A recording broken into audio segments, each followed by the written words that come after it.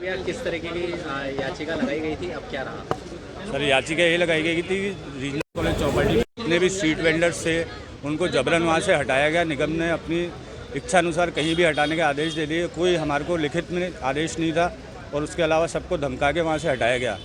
उस पर हमने उच्च न्यायालय का दरवाज़ा खटखटाया और उससे हमें न्याय मिला और अब हमको स्थायी रूप से उस जगह को मिलने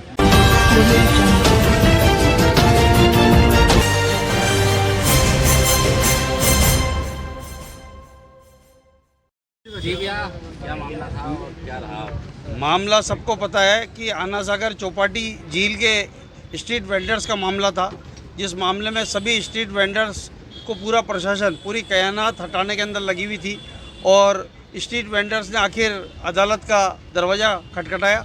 32 स्ट्रीट वेंडर कोर्ट में आए और उन्हें लग रहा था कि सत्य की वो अपनी लड़ाई लड़े, तो आखिर नतीजा यही निकला कि सत्य परेशान हो सकता है परंतु पराजित नहीं। आज माननीय न्यायालय के अंदर सुनवाई की गई। माननीय ग्रीष्मकालीन न्यायालय ने जो है इस प्रकरण की सुनवाई की, मामले को गंभीरता से सुना गया। नगर निगम और सरकार की तरफ से 6 प्रार्थना पत्र अलग अलग माननीय न्यायालय के समक्ष प्रस्तुत किए गए। अर्जियां लगाकर पूरा प्रयास किया गया कि सुनवाई को टाली जाए, परंतु सुनवाई आखिर टल नहीं सकी और आखिर जीत सत्य की हुई।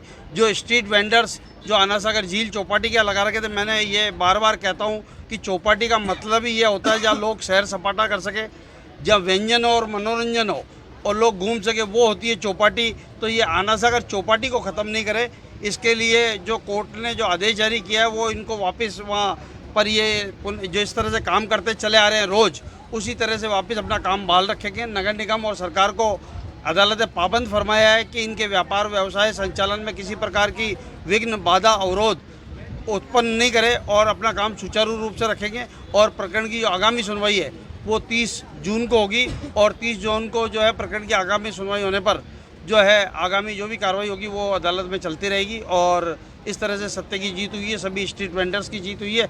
मैं प्रशासन से भी अनुरोध करूंगा कि ये और अजमेर के नेताओं जनप्रतिनिधियों से भी निवेदन करूंगा कि वे जो है स्ट्रीट वेंडर्स की आजीविका के मामले में बिल्कुल विनम्रता बरतें, उनके गरीबों के पेट पर दया करें और वो संभाव रखते हुए कि स्ट्रीट वेंडर्स जो है वो अजमेर के ही वासी हैं, उनके ही निवासी हैं, उनके छोटे छोटे बच्चे लालन पालन वो कर रहे हैं। मैंने अदालत के अंदर जो है ये लोग जो कई लोग इनमें से MA B.Ed ग्रेजुएट लोग हैं, पोस्ट ग्रेजुएट हैं, जो नगर निगम का किराया भरते हैं, फूड लाइसेंस का पैसा भरते हैं, कचरा संग्रहण का पैसा देते हैं। और भारत सरकार ने स्ट्रीट वेंडर्स के लिए एक्ट बना रखा है।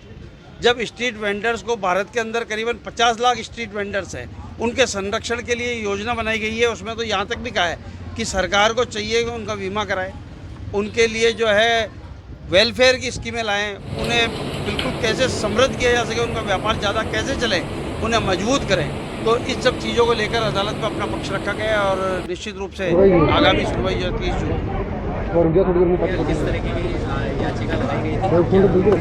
सर याचिका ये लगाई गई थी कि रीजनल कॉलेज चौपाटी में जितने भी स्ट्रीट वेंडर्स थे उनको जबरन वहाँ से हटाया गया। निगम ने अपनी इच्छा अनुसार कहीं भी हटाने के आदेश दे दिए। कोई हमारे को लिखित में आदेश नहीं था और उसके अलावा सबको धमका के वहाँ से हटाया गया। उस पर हमने उच्च न्यायालय का दरवाज़ा खटखटाया और उससे हमें न्याय मिला और अब हमको स्थायी रूप से उस जगह को मिल गई है, जिससे हम वहाँ पे अपना कार्य वापस सुचारू रूप से कर सकते हैं। इंदर रंजानी। किस तरीके?